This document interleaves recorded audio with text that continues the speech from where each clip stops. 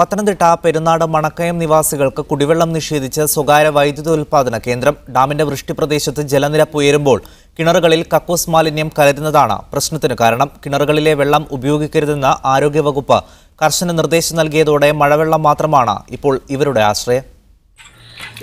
ഇതിനു മുമ്പേ വെള്ളം നല്ല ഉപയോഗിക്കാൻ പറ്റുമായിരുന്നു. ഇതിപ്പോൾ ആറ്റിലെ വെള്ളം ഡാമിൽ നിറഞ്ഞു കഴിഞ്ഞാൽ പിന്നെ ഈ വെള്ളം ഉപയോഗിക്കാൻ പറ്റത്തില്ല. ഇത് പരിശോധിച്ച് കഴിഞ്ഞപ്പോൾ കോളിഫോം ബാക്ടീരിയ ആണെന്ന് പറഞ്ഞു ഒരു കാരണവശാലും വെള്ളം ഉപയോഗിക്കരുതെന്നാണ് പറഞ്ഞിരിക്കുന്നത്.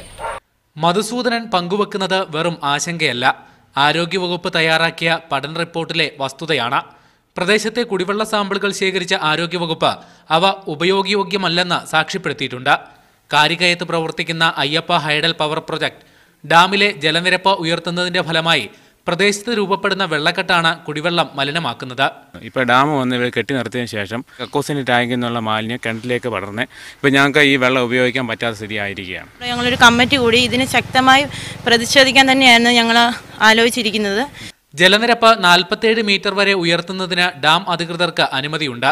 എന്നാൽ ഇത് പലവട്ടവും ലംഘിക്കപ്പെടുന്നെന്നാണ് ആരോപണം. ജില്ലാ കളക്ടറുടെ നേതൃത്വത്തിൽ നിരീക്ഷണത്തിന് സംവിധാനം വേണമെന്ന കോടതി നിർദ്ദേശവും പാലിക്കപ്പെടുന്നില്ല. 40 മീറ്റർ ഉയരത്തിലായെങ്കിൽ മാത്രമേ ഇവർക്ക് സാധാരണ പോലെ ജീവിക്കുവാൻ പറ്റത്തുള്ളൂ. പക്ഷേ ഇപ്പോഴും ആ ഉത്തരവ് ഇവിടെ നടപ്പിലാക്കിയിട്ടില്ല. ജലസമൃദ്ധമാണ് മണക്കയം, പക്ഷേ കുടിവെള്ളത്തിന് മഴ കനിയണം.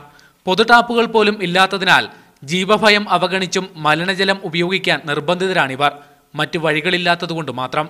മണക്കയത്തെ 20ഓളം കുടുംബങ്ങൾക്ക് 18 കിണറുകളുണ്ട്. ജീവാമൃതമാണ് കുടിവെള്ളം. പക്ഷേ ഈ വെള്ളം ഇവരുടെ ജീവനെടുക്കും.